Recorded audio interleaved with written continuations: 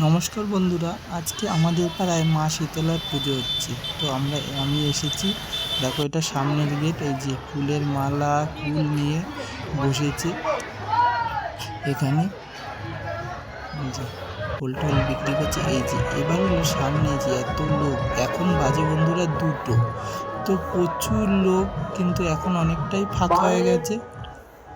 এই পাশটা হলো মনসা দেবী, মনসা মায়ের বেদি। তো এইখানে সবাই মালা দিচ্ছে আর লোকজন দাঁড়িয়ে আছে। এখন কিছুক্ষণের জন্য মায়ের পুজো হচ্ছে, মাকে ভোগ নিবেদন করা হবে, তাই পুজো হচ্ছে। এখন পুজো কিছুটা বন্ধ, তো সবাই দাঁড়িয়ে আছে। এমনি সকালবেলা থেকেই পুজো হচ্ছিল। এই যে এটা হলো মনসা মায়ের বেদি। যে দেখো, ওপাশ থেকে দেখা যাবে, ওপাশ থেকে এইটা হলো মনসা মায়ের বেদি। অনেক জায়গায় শীতলা পুজোর সাথে সাথে মনসা পুজো হয়। বন্ধুরা জানো তো তোমরা, চৈত্র মাসে শীতলা পুজো হয়, কারণ চৈত্র মাসে বিভিন্ন রোগের প্রকোপ দেখা যায় এবং শীতলা মা হলো সেই সব রোগের উপকারী দেবী। তিনি রোগ নিবারণ করে। আর কত সুন্দর সাজিয়েছে দেখো, পুরো একদম সাজিয়ে করেছে।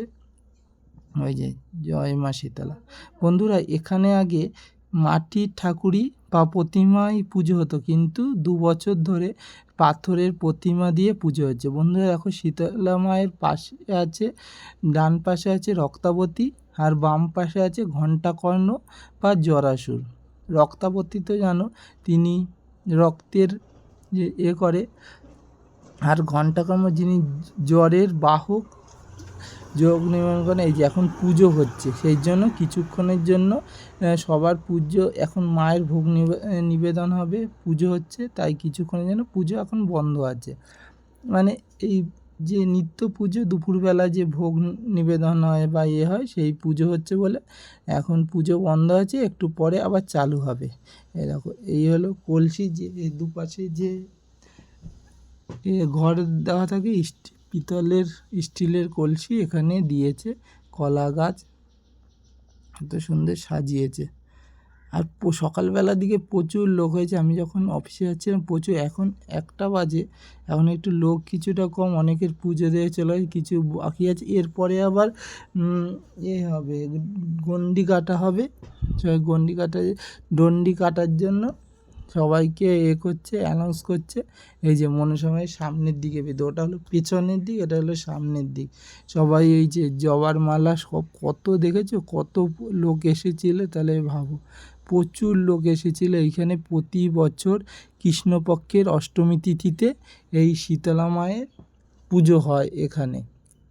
প্রচুর লোক আসে, পুজো দেয়, তাদের মনস্কামনা পূর্ণ হয়। তোমরাও একবার আমার ভিডিওর মাধ্যমে দেখে নাও এবং দূর থেকেই পারো মনস্কামনা করো, যদি পূর্ণ হয় একদিন এসে এখানে পুজো দিয়ে যাবে। বুঝেছ? জয় মা মনসা, জয় মা। ধূপকাঠি, মোমবাতি এখান থেকে। এবার এইটা হলো রাধাকৃষ্ণের মন্দির। বন্ধুরা, রাধাকৃষ্ণ ফুলের মালা দিয়ে পুরো ভরিয়ে দিয়েছে, বোঝাই যাচ্ছে না। ওই কৃষ্ণের মুখটা একটুখানি, রাধার মুখ পুরো করে দিয়েছে।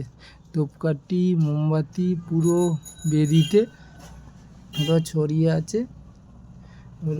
তোমরা তো জানো, মা শীতলা হলো চৈত্র মাসে মা শীতলার পুজো হয়, কারণ চৈত্র মাসে গুটি বসন্ত, পক্স, বিভিন্ন রোগের দেখা দেয় প্রচুর। আর এই চৈত্র মাসে মা নিম গাছে অধিষ্ঠান হয়, নিম গাছে থাকে। তো সেই সময় মাকে ডাকা খুব সহজ এবং মায়ের পাওয়া যায়, আশীর্বাদ পাওয়া যায় খুব তাড়াতাড়ি। তাই এই চৈত্র মাসে সবাই মা শীতলার পুজো দেয়। সেদিন ঠান্ডা উপোস করে, মাকে ঠান্ডা রাখে। সবার বাড়িতে পান্তা ভাত হয়। তো কেমন লাগলো ভিডিওটা অবশ্যই কমেন্ট করে জানাবে।